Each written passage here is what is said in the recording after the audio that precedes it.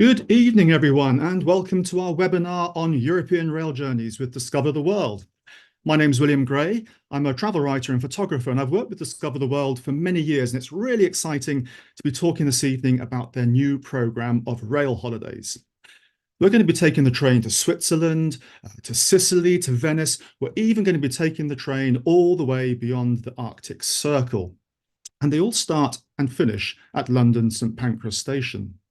So welcome aboard. And let me start by introducing you to our panel of rail holiday experts who will be joining me later for a question and answer session.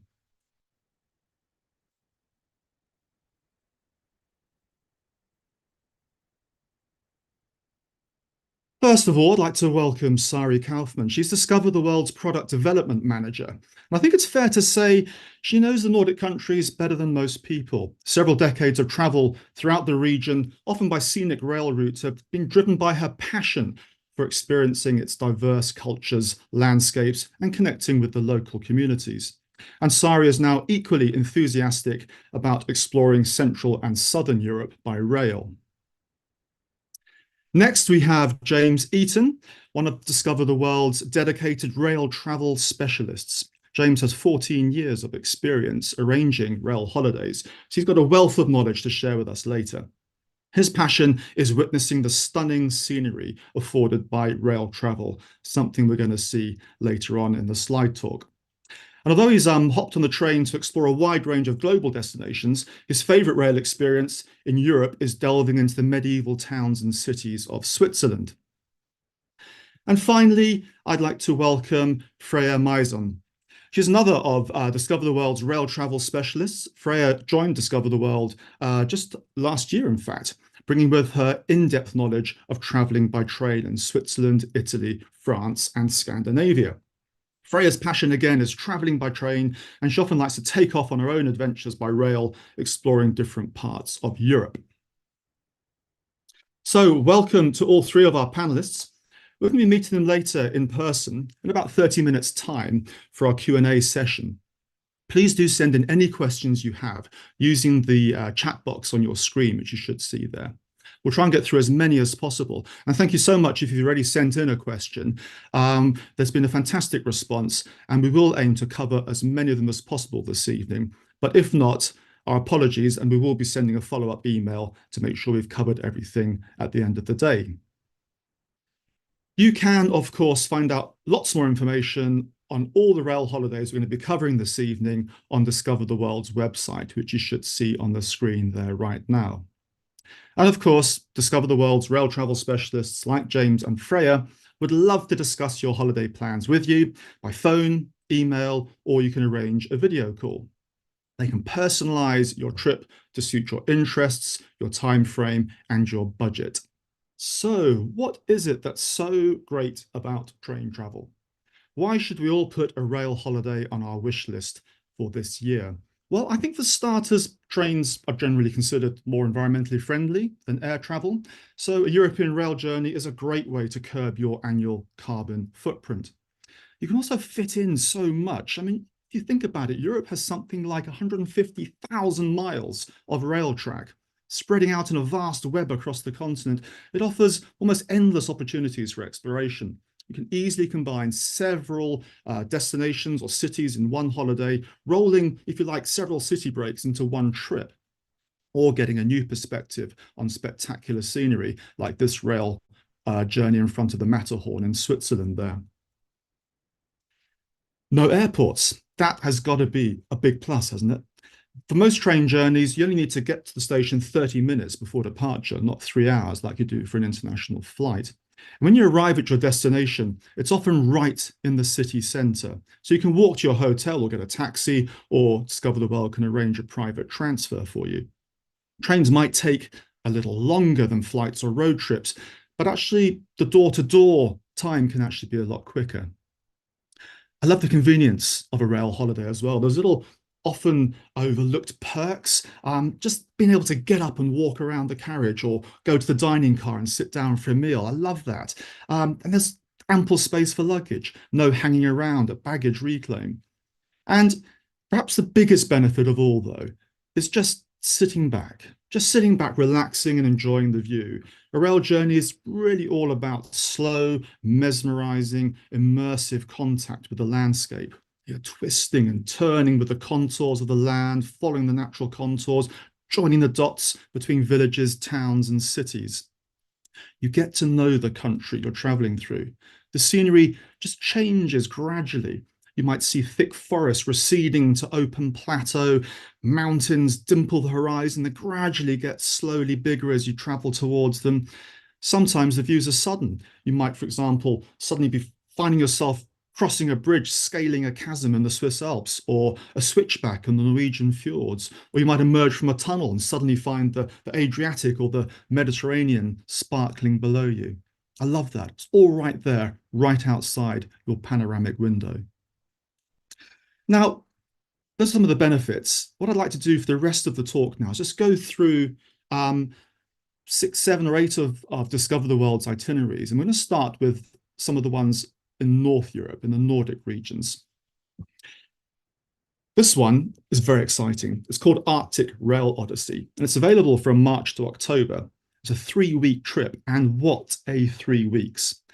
We've put together a little animation on a Europe map here just to show you the route it takes. So here you can see you hop on the train in London and travel across Belgium and Germany after visiting Copenhagen, Gothenburg, Oslo, Andalsnes, and Trondheim. Continue north, crossing the Arctic Circle to reach Bodo, and then a ferry takes you to the Lofoten Islands, and then you loop back down through Swedish Lapland to Stockholm and Malmo, Hamburg, back to London. Phew. Well, let's look at that in a little bit more detail. You're going to visit 3 Scandinavian capitals on this rail odyssey, starting with Copenhagen here. Now, it's well known for its designer shops and Michelin-starred Nordic cuisine, but the Danish capital also has a really rich history. Fantastic museums to visit, the royal palaces and castles, the famous Tivoli Gardens, which I'm sure many of you have heard of, and Nyhavn, shown here, the city's 17th century old harbour, which is now a fantastic place to stroll around, looking at the historic ships and tall ships and perusing the cafes and restaurants along the harbour front there. So after a couple of nights in Copenhagen, it's back on the train, crossing the 8-kilometre long Öresund Bridge to Sweden and continuing north to Gothenburg. Now, all the rail holidays that we're going to talk about this evening are well paced. They're not whistle-stop tours where you're on the train and getting off and getting back on again and one thing after another. You'll have a night, at least a night or 2 nights or 3 nights sometimes in each of the destinations you go there. So there's plenty of time to enjoy the city sights and sample the local cuisine. After Gothenburg, the next stop is Oslo, where must-sees include the medieval castle here of Akerhus, and the modern harbourside opera house. You also want to miss Oslo's Aker Brygge district. There's a wonderful collection of maritime-themed museum, and you can spend pretty much the whole day there, actually, because they showcase everything from Viking funerary ships to Thor Heyerdahl's Kon-Tiki raft, which is quite a sight to see. So on day 7, you're then going to board the Dovre Railway, sweeping you across this wonderful scenery from Oslo, across the vast empty landscape of the Dovrefjell plateau. Beautiful landscape there, surrounded by those wonderful snow-covered fells, through the forest, winding past through the lakes. Quite a spectacular contrast to the cities you've just been in. Donbass, you'll change trains and continue to Andalsnes on the Raume Railway. I love this railway. It's got to be one of the world's most spectacular train trips, weaving through between mountain peaks and waterfalls as it follows the Raume River. And the journey takes you through the stunning Romsdalen Valley, one of my favorite places in Norway, particularly this particular spot here, the Trollveggen cliffs, which soar up to 1,700 meters above sea level there. You'll reach Trondheim a day later, Norway's first capital. It was founded by a Viking king in AD 997. There's the world's northernmost Gothic cathedral to explore, plus an impressive fortress and the 17th century district of Bakklandet, where old fishermen's houses here have been restored as colourful shops and cafes. Lovely place to wander around, really atmospheric. Next, you embark on the Nordland line. Now, this is where it gets really epic on this Arctic Rail Odyssey. This is a 729-kilometer rail journey, 10-hour rail journey that tracks north along the spine of Norway, crossing 293 bridges and burrowing through 154 tunnels on its epic route to the Arctic Circle and beyond.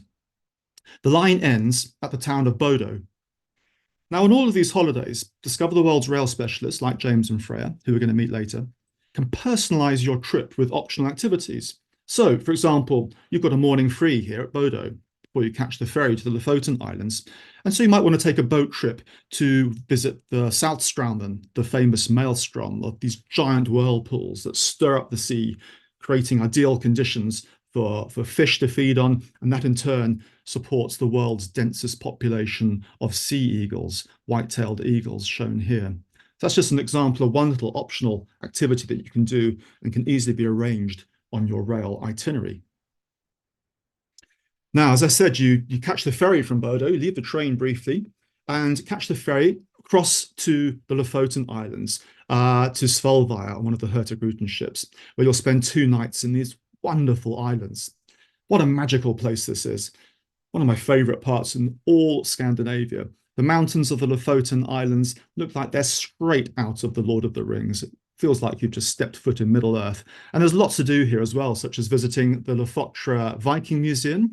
They found the remains of an old chieftain's longhouse buried in the peat in the Lofoten Islands. They've reconstructed it and created this amazing living museum where you can find out about the Lofoten's Viking heritage. Fantastic. I really recommend that.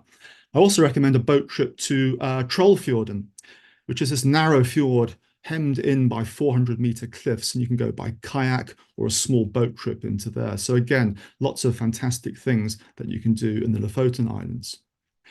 Now, this picture, obviously, you can see has been taken in midsummer, 24-hour daylight. But the Arctic Rail Odyssey, you might have noticed at the beginning, is available from March to October. So pick either end of that time range, and you might be lucky enough to witness this. Pretty much the same view as the last picture, but with the northern lights dancing over those dragon-back peaks.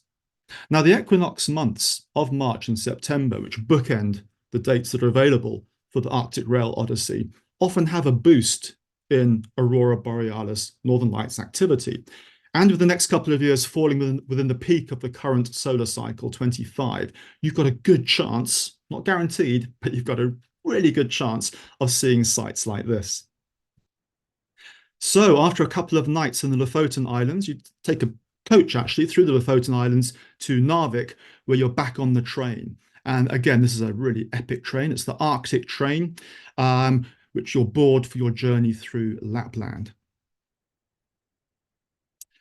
So you'll travel through from the Norwegian coast at Narvik, over the mountains into Sweden, meandering through beautiful birch forests that drape the fells of Abisko National Park, shown here.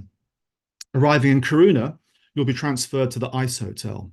Now, this picture shows the seasonal Ice Hotel, which is available from December to April, after which the whole thing just melts back into the Torne River. But if you're traveling after that, you can still experience the art suites at the permanent Ice Hotel 365, which harnesses solar energy during the summer to keep the interior frozen. So with 2 nights, that means you have the opportunity, year-round, to sleep in one of these rather cool rooms, and Discover the World can pre-book activities for you, ranging from summer hiking, fishing, river rafting in the summer, to husky sledding, snowmobiling, and northern lights watching at other times of the year. And this has been a nice opportunity to show you some of the current and the latest art suites that have just been created in the latest Ice Hotel. What an amazing place. After a train journey across Swedish Lapland, there's more extraordinary accommodation at the Tree Hotel. These are grown-up tree houses, a group of several incredibly innovative architectural tree houses suspended in this wonderful forest, including, there's one there in that picture, I guarantee you, it's called the Mirror Cube, coated in these reflective surfaces, and inside, very comfortable accommodation, and again, a whole range of activities. And nearby is an equally ingenious place to stay, which you have a choice of staying at, called the Arctic Bath. Now, this was inspired by the old tradition of floating timber down the rivers to the lumber yards in the old days. And it's now this is a floating spa that the architects have created here, a luxury oasis you can see in that circular construction at the bottom of the screen there, which is hidden by a facade of tangled driftwood. Like the Ice Hotel, both of these properties offer a wide range of activities for your 2 day stay. Hiking, salmon fishing, midnight bear spotting in the middle of summer. Imagine that. Forest bathing in the summer. And again, an equally exciting range of activities outside of the summer season as well. Now, you can either fly home from nearby Luleå or take another scenic train journey to complete your Arctic Rail Odyssey, traveling south through Sweden to Stockholm, shown here. Now, spread across 14 islands, this is a beautiful city where you can stroll along the narrow cobbled streets of the medieval centre, visit the open-air museum at Skansen, the 600-room royal palace, and of course, not forgetting the interactive ABBA Museum, a must-see. From Stockholm, this great Arctic Rail Odyssey rounds off with a journey through the forests and fields of Scania to arrive at Malmö, and then from there you travel back to Copenhagen, Hamburg, and London. Wow, so that's a detailed look at one of the longest itineraries offered by Discover the World. I'd now just like to briefly show you a few other shorter options for rail holidays in the north before we head south to Italy and Switzerland. Here's one if you're pining for the fjords, but want to arrive by train, not cruise ship. Let's look at our map again. Here we go. Again, it starts with Eurostar from London to Brussels.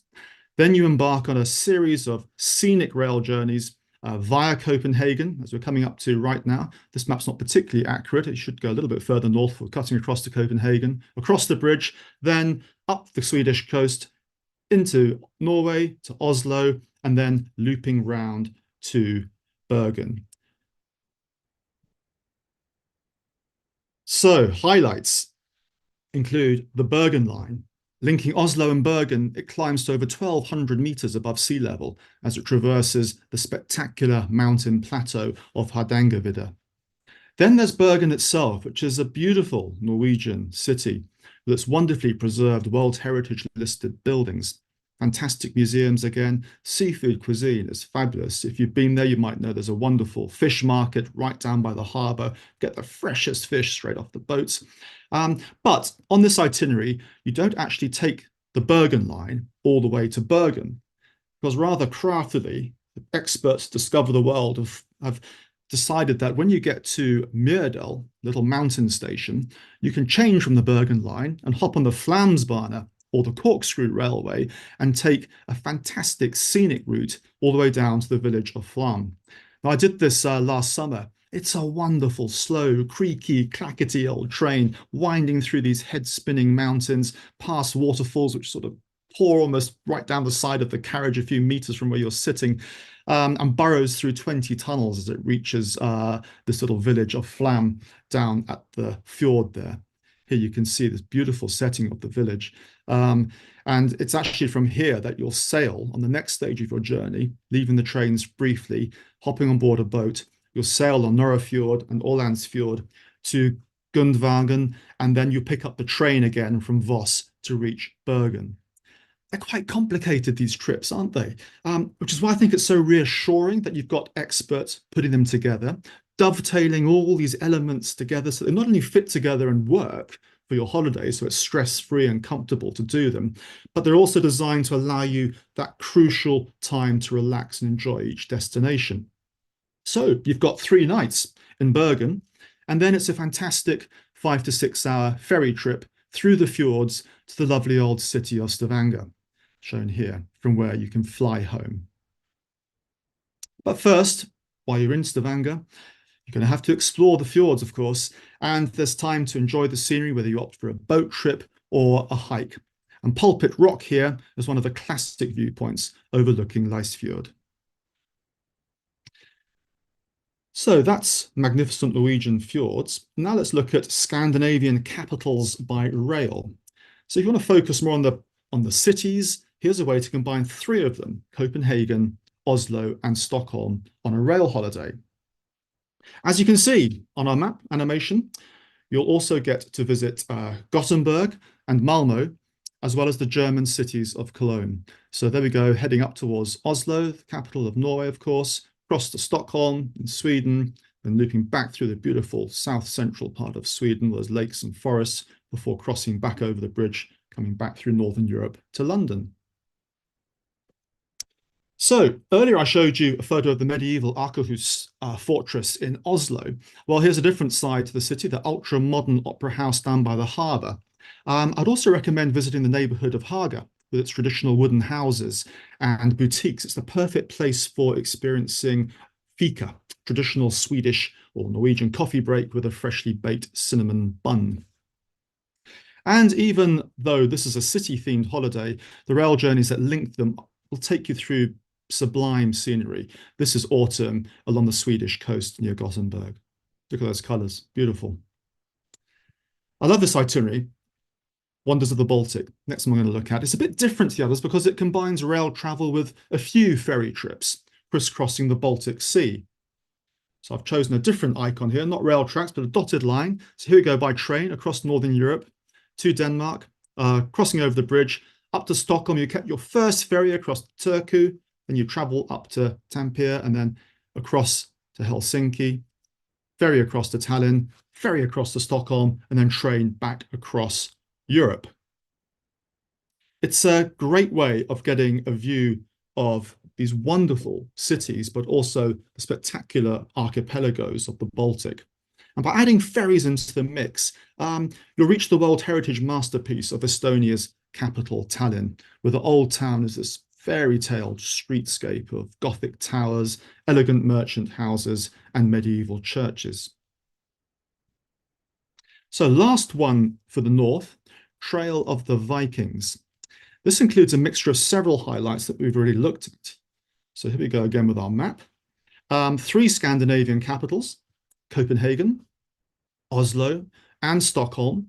Scenic train journeys on both the Dovre and Rauma railways, plus a decent sprinkling of Viking heritage, medieval architecture, glorious mountain landscapes, and delicious Nordic cuisine. Here's Trondheim, the old Viking capital with its impressive Gothic cathedral, resting place of St. Olav, the patron saint of Norway. Right, as if that's not enough choice for you, I'm now going to make it even harder for you by showing you how a rail journey into Southern Europe can be just as rewarding. Now, of course, 300 years ago, wealthy young Englishmen wafted through Europe on the traditional Grand Tour, a cultural rite of passage. Take a rail journey to Italy and you can retrace their historic classic itinerary, visiting the same historical gems, but without having to pose next to antiquities to have your portrait painted. So this is Classic Cities of Italy, 2 weeks, available year round. And instead of snatching a whirlwind weekend away in Rome or Venice, you have 2 whole weeks of slow travel, winding through France and the Alps by train, then joining the dots between Italy's most beautiful and iconic cities. So you go Florence, Rome, Venice, and then back up through Europe. In Milan, of course, there's Da Vinci's 15th century mural, The Last Supper, which graces the convent of Santa Maria del Grazie. But other sites in this stylish city include the ornate glass shopping arcade here of Gallerie Vittorio Emanuele. Heading south, dreamy Italian countryside unfurls past your window. You weave past vineyards, cypress-studded hills, and Tuscan villages, all those classic sites. The next stop in your rail journey is Florence. Now, barely needs an introduction, does it? But you've got 2 full days here to fall under the spell of the terracotta tiled Duomo and seek out Botticelli's Birth of Venus, Michelangelo's David, and all the other masterpieces in the city's incredible galleries and museums. After Florence, the next stop is the hilltop town of Arezzo, then on to Perugia, Assisi, and Rome. Now, I'm brushing over these because we have limited time this evening, but just remember, this isn't a whistle-stop tour. There's plenty of time in each of these destinations to explore the side streets, find a local restaurant, and just soak up the atmosphere, which is so important, especially when you're in an Italian city. Now, like Florence, You have 3 nights in Rome here to explore all the classic sites of the Italian capital, from the Colosseum and the Roman Forum to Trevi Fountain, the Pantheon, and the Vatican, of course, with its immense art treasury, including, of course, the Sistine Chapel, could well take one of your days in its entirety. It's such a vast treasure trove of art to look at and experience. But again, one of my favorite things to do in Rome is just simply find a pizzeria tucked down a side street and watch the world go by. It's a 4-hour train journey through the heart of Italy via Bologna to reach Venice, a fitting climax to your rail tour of Italy's classic towns and cities. Rising like a giant exclamation mark in Piazza San Marco, the Campanile towers over a labyrinth of narrow streets and canals, lined by grand old palaces and fine churches. Plenty of inspiration, plenty of memories as well for your homeward rail journey via Zurich and Paris. So how about taking the train even further south?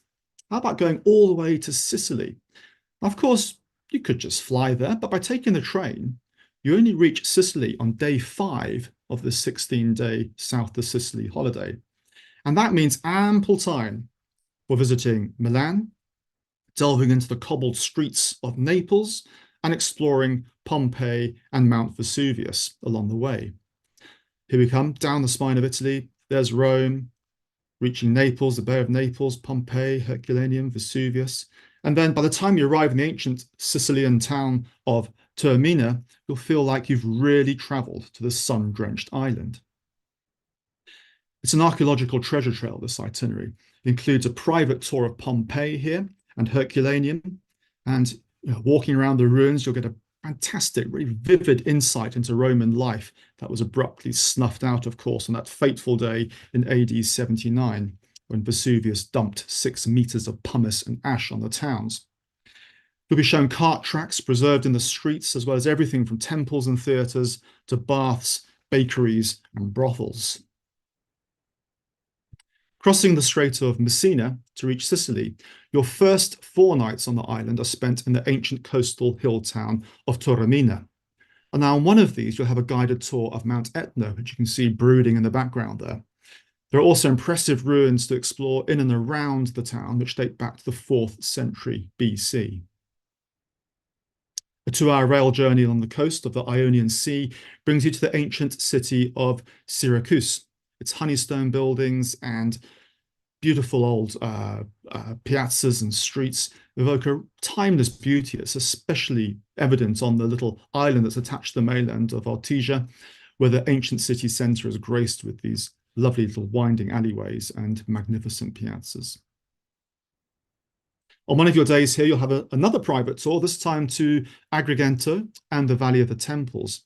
Sicily's archaeological heritage is at its most astonishing here.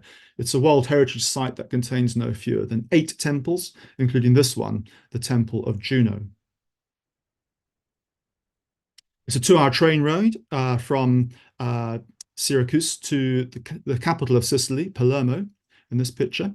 A grand old city, renowned for its rich history, culture, art and music. There's everything here from Romanesque to Gothic to Baroque and Art Nouveau. Plenty to keep history buffs happy and satisfied. So what a great trip, particularly in spring or autumn, when it's not too hot, it's less busy than summer. Even winter is a great time as prices are lower and all the main sites, the museums, the galleries, all the historical monuments are still open. Now, from Palermo or nearby there, you've got the option either to fly back from Sicily or travel by train all the way back home via Zurich to London. Now, finally, before we go to our question and answer session, let me take you to Switzerland. Now, discover the world's 15-day grand tour of Switzerland has to be one of the best train holidays in the world. It connects no fewer than 4 of the most scenic train journeys you will find anywhere. So for the last time, let's go to our map and our animation. Again, you start in London, take Eurostar to Paris, change trains and on to Lucerne, twisting, turning, climbing, unraveling through the Swiss Alps. We'll then ride the Gotthard Panorama Express, the Bernina Express, the Glacier Express, and the Golden Pass Railway, with plenty of time for mountain hikes, cable cars, and boat trips before returning back to London. So the first stage of your Rail Odyssey part in Switzerland is actually by boat, crossing Lake Lucerne to Fleulen to connect with the Gotthard Panorama Express. Now it's first class all the way in a panorama carriage on this train as you travel to Lugano on this historic train route. Highlights include Wassen here, where the train gains height on a series of loops before traveling through the 15-kilometer long Gotthard railway tunnel. Now, after 2 nights in Lugano, the Bernina Express takes you on a trans-Alpine journey past peaks and glaciers to St. Moritz. And from there, the Glacier Express embarks on a really epic journey to Zermatt, traversing high passes, threading through spiral tunnels, and crossing the Landwasser, a curved 6-arched limestone viaduct. You can't really see from here, but it's actually 65 meters above the valley floor there, and then burrows straight into the cliff face opposite. Quite an exciting moment on that train trip. Then after spending a few days in both Zermatt and Montreux, the latter famous for its terraced vineyard, it's all aboard the Golden Pass Panorama Express to Interlaken. It's a great base there for exploring the Bernese Alps. And of course, being Switzerland, the transport system is seamlessly integrated. So you can take your pick of funicular railways, cable cars, and lake steamers, not to mention the huge network of hiking trails. Round it all off by catching the train to Zurich for a couple of nights before heading back to London via Paris.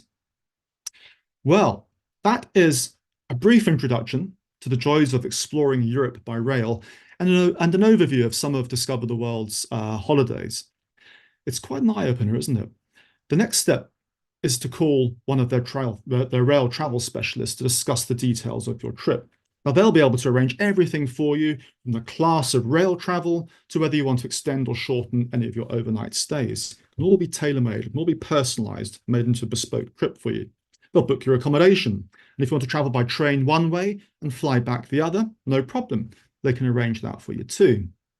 They can also book any of those excursions we've talked about and activities. Don't forget, all these itineraries are created to give you as many 2- and 3-night stays in key locations as possible. So there's always plenty of time to explore the local area. And don't forget, there's loads more information on the website, discovertheworld.com. Right, I'd now like to welcome back our panel of rail experts who are eager to answer all of your questions. Waiting for you all to come back online there. Hello, Sari, James, and Freya. Can you all hear me? Yes, hello there. Good evening, Will. Hello. Brilliant, good evening. I'm glad to see you've all got lovely train and European scenery behind you. Of course, I've got Venice. I think, Sari, you've got the Flamsbana Railway behind you there in Norway. That's right. James, I think you've got one of the Swiss railways there, haven't you? The one that goes across the Landwasser. Landwasser. Yeah. Brilliant. And Freya, you've got a lovely Italian-looking city behind you too, I think. Yes, I have. Beautiful. Right. Well, let's kick off with some questions. Perhaps, Sari, I could start with you. Just by asking what is it you love most about rail travel? Well, I have to say, I mean, I love rail travel, but I would say probably the best thing about it is the slow traveling on the ground. You really have time to immerse yourself on changing scenery, changing climate, changing light conditions, passing different towns and villages, in the architecture changing, and meeting local people. I think if you're flying, you don't tend to kind of talk to people, but on trains you can make a lot of new friends. And it's actually both an adventurous and a romantic way of travel. I agree. I think slow travel is definitely the thing there, isn't it? Yes, and Yeah. being able to talk to people, definitely. That's definite bonus. James, same question to you. What is it about trains and rail travel that gets you excited? Yeah, it's fairly similar to Sorry there. A lot of it is to do with the different destinations you can get to, the different types of destinations. So you can travel around Europe, visit many cities on one trip. So it's definitely more the destinations you can get to, the variety of destinations, whether it's sort of mountain villages, big cities. You really can sort of encapsulate quite a lot of different places just in one holiday, just in a short 2 to 3 week holidays. So yeah, it's really about the volume of destinations you can get to for me. Brilliant. Thanks, James. Yeah, absolutely. And Freya, how about you? Why would you recommend a rail holiday? For me, I just find traveling by rail so relaxing. I can get on there with my snacks, a lovely drink, and just watch the scenery go by, read my book, and then you end up right bang in the center of a beautiful city or lovely town. You don't have to navigate your way from the airport, getting a taxi. You just end up right in the middle of it. And so, yeah, I think it's just a Mm. fantastic way to travel. Yeah, I agree. I love that moment when you just arrive by train and then, a few hundred meters you've walked out of quite often a beautiful old railway station, and suddenly you're in the heart of this fantastic city, and it's immediate immersion in that place, isn't it? I love that. Absolutely. Thanks, Freya. What about your favorite rail journey in Europe, Freya? Where would you pick, do you think? So one of my favorite rail journeys that I've done before is traveling through Italy. I'd say that's my number one location for traveling by rail. And my favorite journey was traveling from Venice to Florence in just a short 2 hour journey. It takes you through beautiful towns such as Bologna. You go through lovely mountains and the countryside of Tuscany. So just in a short journey, it incorporates so much. So yeah, definitely that section of Italy is my number one train journey. Oh, sounds fantastic. I'll tell you what, with the weather outside now that I can hear through my window, I'd love to be there right now. James, what about you? What would be top of your list? Yeah, for me, I would have to say Switzerland, actually. I was fortunate enough to visit Switzerland on a train holiday. And one of my particular favourite memories was the Glacier Express, travelling from Zermatt to St. Moritz. It was absolutely fantastic. We had quite a lot of snow, actually. The train stopped. We could get off and sort of take pictures and things like that. We had a 3-course lunch on board. It was absolutely marvelous. The scenery was absolutely stunning. And just Switzerland as a whole, I feel it's just such an easy place to navigate. Switzerland, the rail network is just true sort of Swiss efficiency. Everything runs to clockwork. You can use the buses and you can even use the boat quite easily. Yeah, it's just a really sort of easy place to get around Switzerland. Absolutely, Switzerland, yeah, fantastic place to visit by train. Yeah, that sounds fantastic. Yes, you can rely on the Swiss to integrate all their transport and do all the technological stuff, so it's absolutely seamless and works perfectly, can't you? Incredible. Yeah. I'm sorry, I'm guessing you choose a rail journey somewhere in the far north? Well, you're quite right there, Will. You actually did mention this journey briefly on the Arctic Rail Odyssey itinerary. My favorite one must be the Arctic train. It's also called the Ofoten line. It operates between Narvik in Norway and Kiruna in Sweden. And it's one of the most northern railway lines in the world, at least probably the most northern passenger railway line.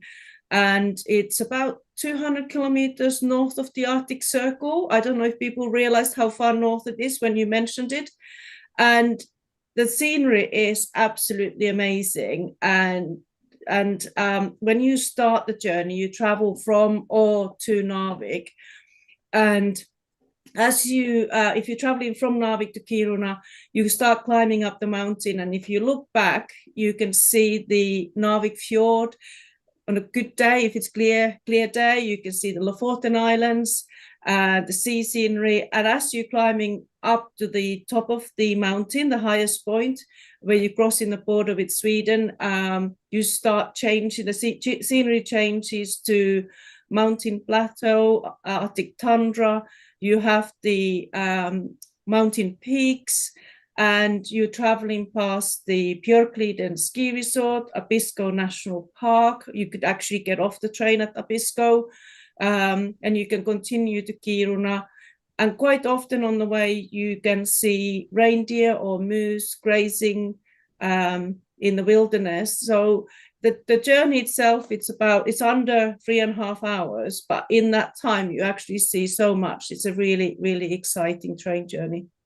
That sounds amazing.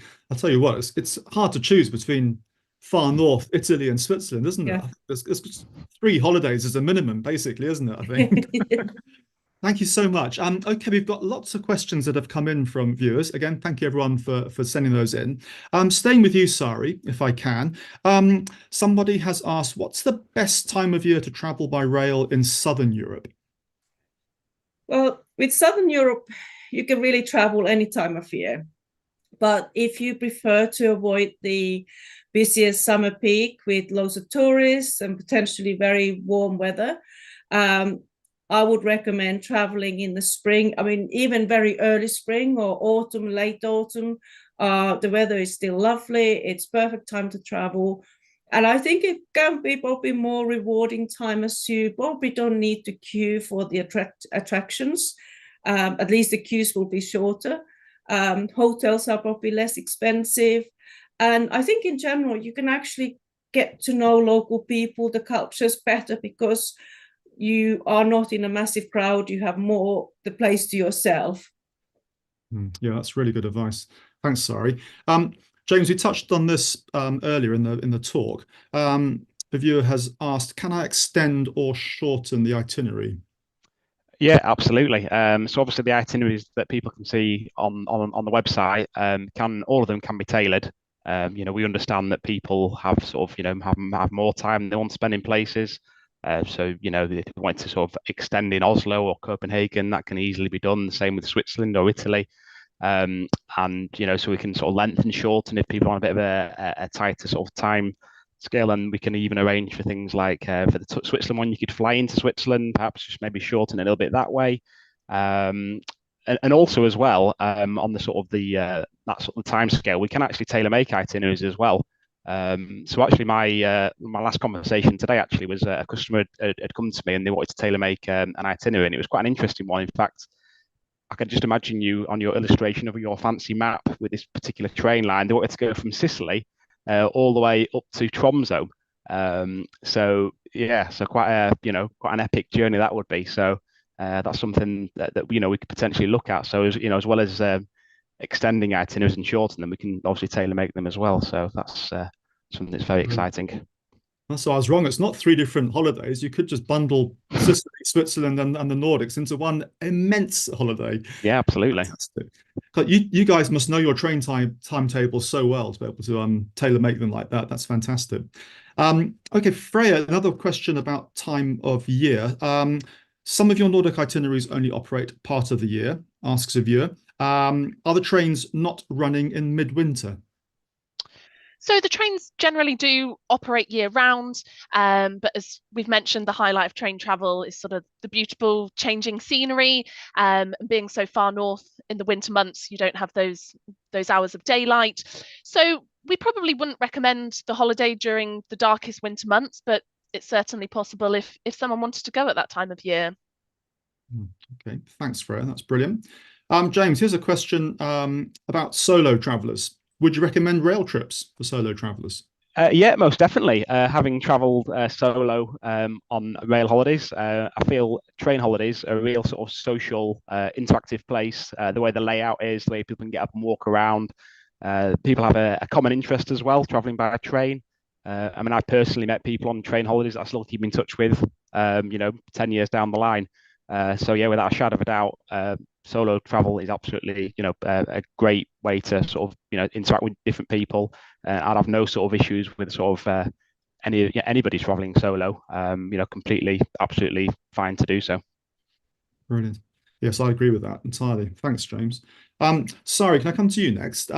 Here's a question about accessibility. How accessible is rail travel, especially when traveling with a wheelchair? Well, I have to say, rail travel has definitely made significant improvements in becoming more accessible for individuals with disabilities, mobility issues, obviously wheelchair users, but there's still many challenges to cross. Not all stations are universally accessible. Some older stations probably they may lack ramps or elevators, and facilities may not be so easy to navigate, especially for wheelchair users. Some stations have older infrastructure. They may not be so well maintained. So sometimes, for example, the gap between the train and the platform can be quite significant and challenging. So for journeys involving multiple connections, and quite few of our itineraries do involve multiple connections, often a little bit tight connections, people with mobility issues or wheelchair users may encounter some difficulties with transfers between the trains or just navigating through different stations. And the accessibility can actually vary significantly between different rail systems and different countries. Some countries are more advanced than others, and when you're traveling through several countries, there are differences. But many operators are now, the rail operators are actively working to improve the facilities and facing the issues and making sure they accommodate the needs of all passengers.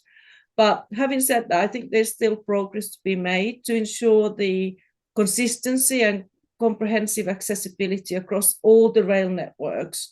And that can be sometimes challenging for us to arrange these trips because there's so many stations involved. Thanks, Sari. That's really, really interesting. And I guess that's where the expert knowledge of you guys comes in. You can look at specific itineraries that would work with people with mobility issues and tailor-make something. So we can also suggest changes to the itinerary if it works better, and look at it to make sure that the person traveling will be comfortable and have the full access to all the services they need. Brilliant. Thank you, Sari. Freya, as these rail holidays are venturing into the EU, here's a question about how do rail holidays work with the EU's 90-day rule when the journey takes you in and out of EU countries? Okay, so all of our European rail destinations are within the Schengen area. So it means that each day of the holiday must be calculated within that 90-day allowance, and only the days spent in the Schengen area should be included in that. Okay, that's great. Thanks, Freya. I'm just noticing on the chat, they come back to you, Sari. There's a question, what about hotels for wheelchair users? How are they in remote? Are there any in remote places, for example? Again, I guess that's something that comes into the tailor-made process. So I mean, most hotels will actually publicize quite well what their facilities are. We need to make sure that their health and safety protocol is correct for the person traveling. Some of the quirkier hotels that we have, especially in the Arctic North, we know them very well, so we can advise what's suitable. For example, the tree hotel you featured, the Mirror Cube, there are some of those tree rooms are actually suitable for wheelchair users. Not all, but some of them are. So it is that in-depth knowledge that we can give and advise what's suitable and what is not suitable. But obviously we will, on a long itineraries, we will have to do quite a lot of investigation to make sure that the rooms and facilities are adequate. Brilliant. Thanks, Sari. James, can I come to you next? Here's a question on, are there any discounts for children, young people or seniors? Yes, there are. So for children from the age of 4 to 11, they can one adult can take 2 children free of charge. They do have to pay for seat reservations, so that's a small fee for each individual journey. And for seniors over 60, there are discounts as well on the rail tickets and passes that we do use. And just going back to the children as well. It's something, obviously, trainer holidays, we don't get lots and lots of families sort of traveling, but it's definitely something that I think is definitely possible. We can tailor itineraries to keep them, the train journey is fairly short. I think it's a great way to travel. You can keep children entertained, on trains these days as well. Games and sort of tablets and what have you. So I wouldn't want anyone to be sort of put off with taking children. I think it's a really great way to travel. Take for example Switzerland, for example. They can have short trainings, 2-3 hours at a time, and they can have a wonderful time. So I certainly I wouldn't want children, parents with children, to be put off taking children, because it's definitely something that I think would be a wonderful experience for them. Yeah. I agree with that entirely. Actually, I was wondering, I wonder if they still produce those I Spy books. Those little I Spy books that they bring the kids on these train journeys, wouldn't they? They put away their iPhones and the iPads and all that stuff and get an old-fashioned I Spy book out and see what they can spot on a train journey through Europe. I think you're showing your age there, Will. I know, I think I probably am. I'll move on swiftly. Next question. Freya, can I come to you on still talking about children? Can I travel on my own with children, with my children? Will I need a letter of permission from their father? So I'd say with that one, it's probably always advisable to check with the embassy of each country visited regarding their sort of policy for one parent with children. For peace of mind, it may be best to carry a letter from the children's either sort of father or mother traveling, but yeah, haven't heard of issues with that before. Brilliant. Thanks, Freya. Sorry, question on Interrail options. How long can you stay in one place on the Interrail option, Interrail pass? Well, there's no limit as such. Our itineraries, we have worked out the best possible pass for each itinerary. But if people like to shorten or lengthen, we will work out the best pass for them. Okay, brilliant. Thanks, sorry. Here's a question that's come in. Maybe this is one you could answer for us, James. Can you tell us what travel pack we might receive, such as train tickets, hotel reservations, transfers, etc.? What you sort of put together in a typical personalized package for a client?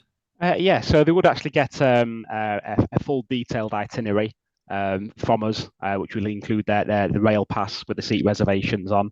They would get sort of really detailed information about sort of local travel, where they can go, how the itinerary works, what time sort of trains are. Because with some of these itineraries, there is a little bit of flexibility with the train travel as well. Some of them you have to be on set trains, but some of them you can actually just, okay, so I've missed that train, you can get the next train. So yeah, they will get sort of a detailed itinerary, sort of train times that got seat reservations on, local sort of points about travel, and day by day, information about how to get to the hotels, information about how to get to the train stations. So a real sort of in-depth we understand these journeys are really sort of complex, so we sort of try and provide as much information as possible when we're sending obviously the itineraries through to them. Yeah, that's reassuring. And I guess, Freya, sort of leading on from that, I guess it's quite important that clients, because they're such complicated itineraries and trains can be delayed, something might happen, can they get in touch with Discover the World if something happens, and can you help sort it out actually while they're on their holiday?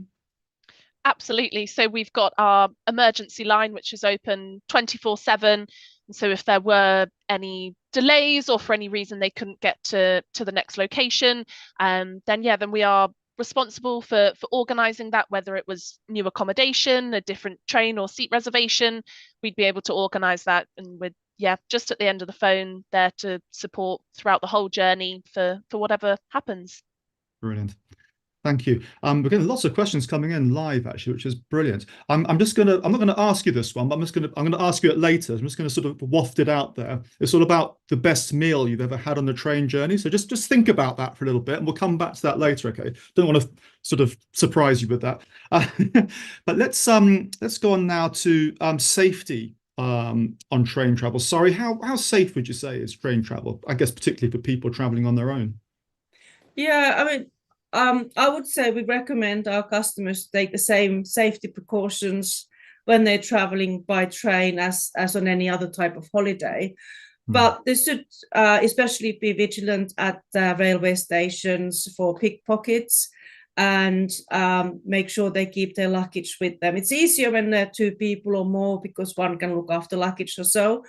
But I think it's also really important not to avoid to avoid the taxi touts. Always go to the official taxi rank and just use the official services rather than accept people offering. There are certain stations where we've heard a lot of people come in and say we'll offer you a taxi ride, and they can be very expensive. So just the normal sort of way, hide your money, keep everything away, don't take your purse out in front of other people or withdraw cash from an ATM. So just keep that in mind. That's good advice. Thanks, sorry. James, here's a question for you. What is the simplest way for an older person who may not be very technologically savvy? This is not about me, by the way, referring to the I Spy, to plan a rail trip. Are there pre-arranged rail packages with set time frames and costs? So I've seen your maps, that's very advanced. With regards to we have set itineraries that are on the website. So they are sort of set there for people to look at. So that, I think there's some fantastic ideas on there. So someone who's doesn't really know how to sort of put together, they might not have an idea what they want. Those are sort of itineraries that we sort of obviously have made through sort of our experts, who work in our sort of product team, and we can talk to people about the itineraries. So we're here on the phone. We can, we're not sort of in a rush to get off the phone. We can chat to people about how the itineraries work. We understand that obviously not everyone sort of might not be a whiz on the internet.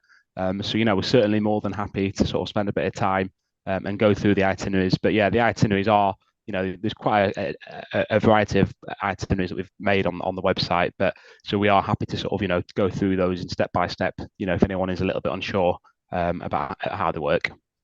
Fantastic. Thanks, James. I was hoping to get a question on this. This is for you, Freya. Can I book the Orient Express as part of my rail trip? Oh, fantastic. What a brilliant journey. So yeah, we can certainly book the Orient Express as part of the rail journey. Depending on the itinerary, they operate from Paris, Brussels, Amsterdam. You can end up in locations Venice, Verona, Florence, further away such as Budapest or Istanbul. So yeah, some really exciting locations and traveling in luxury on one of the world's best trains. So yeah, availability is often quite limited. So we would recommend sort of booking early for this, but yeah, certainly something that we could add on. Is it on your wish list still? Have you done it several times already? Oh, it's certainly on my wish list. Not Me yet. too. That's always good to have something on your wish list. Thanks, Freya. Absolutely. No worries. Sorry. Here's another one on specific train route. Which is the best route for Norwegian train journey to see the fjords and possibly the Northern Lights if you're lucky?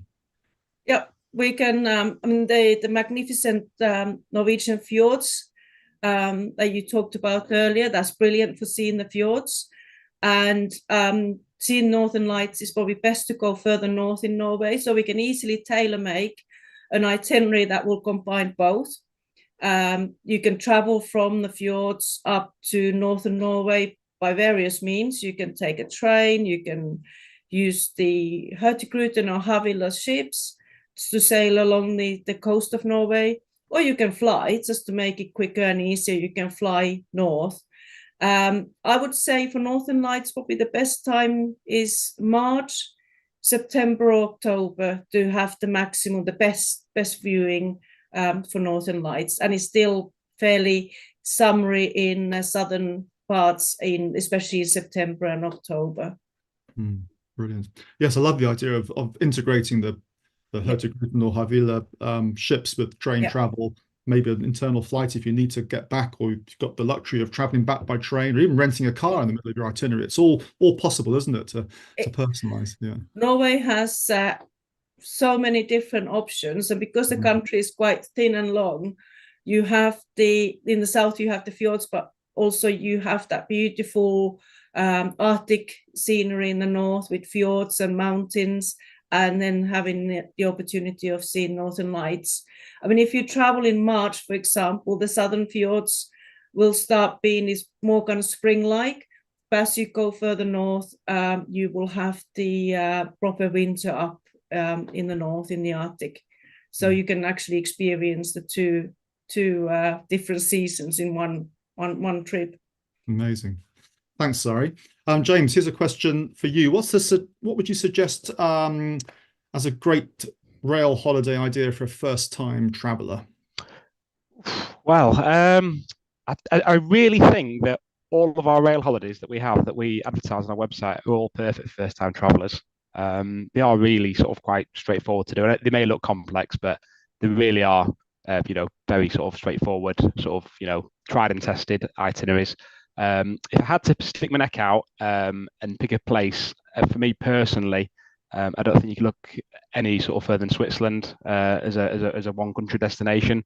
It's a fairly small country, and as mentioned before, it's such an easy place to get around. So if I was a little bit nervous about traveling, then yeah, Switzerland would be the one. But yeah, all of our trips are sort of first timers, no problems at all. Fantastic, great advice. Thanks, James. Freya, we've mentioned several times tonight about all the trips start from London St Pancras, which was very southern biased of me. I apologise for that.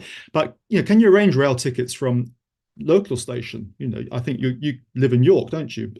Yes. Up in northern England. So can you, as part of the rail holiday package from Discover the World, arrange that local journey to link up with the international departure from St Pancras, and maybe even having to stay overnight in London to pick up the connection? Is that all part of the package you can do? Yeah, we absolutely can. So the benefit of the Interrail pass is that if you're traveling from your local station to London on the same day as your international leg, then that journey is covered as part of the pass. But if you were, say, wanting to spend the night in London so you can be there ready for the journey the next day, then we can organise separately that ticket and organise an overnight stay in London. We know some sort of good hotels close by. You've even got the hotel right in the centre of St Pancras station, so you can wake up and almost roll out of bed and you're in the station ready to go. And it's nice and easy as well to travel from all sort of mainline stations to St Pancras. It's really conveniently accessible by the London Underground. You've got 6 different lines connecting it. So yes, it's really easy to get into London and to get to St Pancras station. Brilliant. Thanks, Freya. Let's talk about food. So we've had these questions coming in, which are good. Someone's asked, what's the best meal you've had on a train? For me, it was on a Czech rail train going from Dresden to Prague along the Elbe and the unique mountains going past. I haven't actually mentioned what they ate, but I imagine it was a memorable meal for the scenery at least. Sari, do you want to kick off? What's the most delicious thing you've ever eaten on a train? Well, like you, I can't remember exactly what I was eating, but I was traveling in Italy from Bari to Rimini. I wanted to visit San Marino, so we went to Rimini. And that's quite a long journey. And as it happened, the first class was about £5 more than the second class. So obviously I bought the first class ticket. And they do bring you sort of free snacks and things, which is really nice. But you can also go to the restaurant car and buy some really lovely Italian meals that are like, feels like you're in a restaurant and having a proper Italian meal and sitting in first class and lovely soft leather seats. It was a really luxury journey to do. I think it was about 5 hours, if I remember right. So that was really nice, and having a proper meal on the train was brilliant. That's good. James, what about you? Oof, it's a tough one. Can I have 2 or just one? You can have a 3-course one if you like.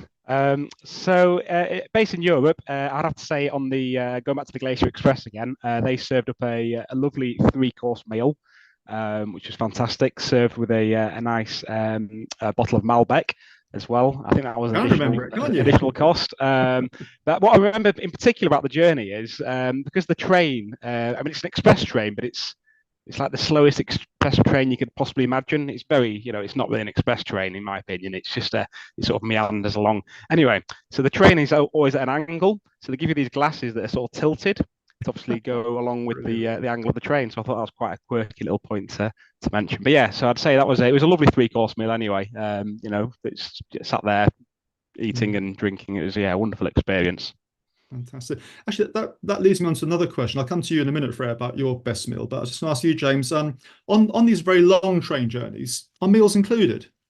You get a flight meal. Yeah, so on only certain train journeys like the Glacier Express, you would get a meal. All these sort of longer train journeys, they all generally have buffet services, though, so you can go and get food and drinks there. So yeah, it is always possible to get food, not necessarily always served. The Eurostar, if you go for standard Premier, you'll get a light meal and drinks. If you upgrade there, but generally there is food available and drinks, and of course all the places that we're going to, you always sort of arrive in the heart of the places. So you've got an abundance of sort of places to eat as well. So, in an ideal world, you'd be sort of leaving sort of 10 o'clock in the morning, arriving sort of 1, 2 o'clock. So, you can sort of eat in the sort of places you go into. But yeah, you can always buy food and drinks on these trains. Some of the smaller trains, maybe not so. But we can advise customers, when this is. Okay, thanks, James. Freya, how about you? What's been your favourite culinary experience on a train? So last year, me and my partner, we spent a few days in Paris and then got the train on down to Bordeaux, and we made our own sort of picnic to take on the train with us, and went to different delis throughout Paris. We got some lovely Roquefort cheese. We got some deli meats, some lovely bottle of Côte de Rhône. And yeah, although it was quite delicious, I think when we opened the Roquefort cheese, the passengers sat close to us weren't particularly pleased. But no, that was such a memorable journey, eating lovely French food, whizzing on the super fast train down to Bordeaux. Yeah, it was fantastic experience. That does sound good. I guess, do you reckon that's the best way to go if you have dietary needs, like if you're vegetarian, vegan, gluten-free, to buy your own picnic and take it on board? What's the choice of food like in the buffet cars for catering for vegans, gluten-free or vegetarian? Sorry, Freya, would you like to go? Oh, yes, sorry. Yeah, so the trains that I've been on, especially the ones in France, they do have a good variety for dietary needs. Gluten-free bread is readily available, vegan options, vegetarian options. I would sort of say often I like to sort of bring my own snacks with me on trains, but there is a great selection if you've got dietary needs or preferences. Yeah, certainly throughout Southern Europe and Scandinavia, a great range of choice. Perfect. Thanks, Freya. Well, we're almost out of time. I'm just going to round things up now with asking you one last tip from each of you. And that's, what would you never travel without on a rail journey? What would your best advice be for packing for a rail holiday? Sari, do you want to have a go at that one? Well, I would always take something to entertain me. So either e-reader or book or a tablet, so I can watch a film or read a book or listen to music, especially on the longer journeys. So I'll have some entertainment with me. Great. James, how about you? Yeah, mine's fairly similar, actually. I was just going to keep it quite simple and just say a pack of cards. Not a nice spy book. Simple. Sorry. Not a nice spy book. No, not a nice spy book. No. A pack of cards is great. It's obviously you can even end up playing with other people you may not have. It's a great way to interact with other people if you're having a game of cards and someone could join in. Oh, do you know this game?